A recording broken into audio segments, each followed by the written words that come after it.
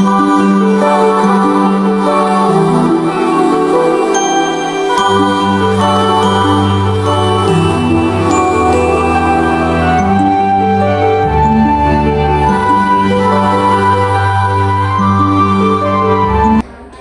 tanpa buku.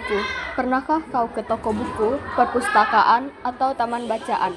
Tidakkah kau merasa istimewa ketika berada di dalamnya? Di sekelilingmu ada berbagai tokoh dari dunia nyata dan khayal, tempat yang pernah kau kunjungi dan yang belum, informasi dan cerita dari masa lalu, masa kini, dan masa depan. Semua berpadu, semua berada dalam genggamanmu. Saat berada di antara buku, tidakkah kau merasa menjadi raja dan ratu? Ruang dan waktu seolah menyatu tanpa batas. Kau bisa terbang, melintasi sekat negara, dan melewati berbagai zaman.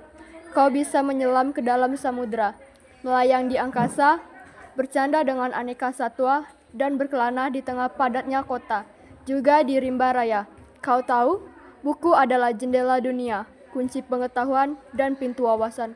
Muhammad Hatta, sang proklamator, berkata, "Aku rela dipenjara asalkan bersama buku, karena dengan buku aku bebas." Melalui buku, manusia terbebas dari ketidaktahuan. Tempat-tempat yang dipenuhi buku adalah harapan berkembangnya pengetahuan dan wawasan. Apa jadinya jika kota tanpa buku? Pantaskah dia disebut kota? Di kota itu, mungkin kabar datang dari sumber lain, dari koran, televisi, atau internet. Mungkin informasi dan cerita datang dari cerita nenek moyang, bagai dongeng-dongeng sebelum tidur. Irama warganya pun tiada beda. Bangun pagi, bertebaran di muka bumi untuk berbagai keperluan, untuk kembali pulang siang atau sore harinya. Setelah itu mereka berangkat tidur dan memulai lagi hari berikutnya. Semua serupa. Di kota itu mungkin ada bangunan bernama perpustakaan. Di dalamnya buku-buku berderet dalam rak yang tak terjamah. Tiada tangan meraih dan membuka halaman demi halaman dengan sukacita. Mungkin juga ada tumpukan buku di sudut-sudut sekolah yang sepi dan berdebu. Jarang dikunjungi, jarang dibaca. Buku-buku di sana teronggok tanpa nyawa. Bagaimana dengan kotamu? Mungkin kau tinggal di tengah kota yang megah, atau di gang sempit, di desa terpencil, di sisi pesisir, atau di kaki gunung. Adakah perpustakaan, taman bacaan, atau toko buku di dekat rumahmu?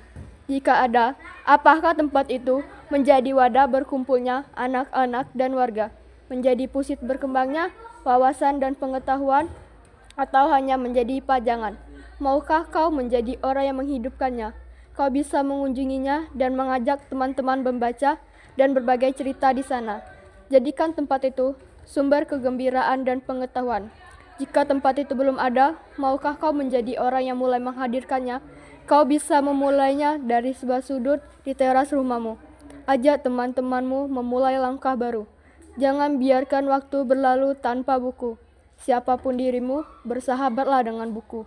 Dia akan menjadi teman setiamu sepanjang waktu.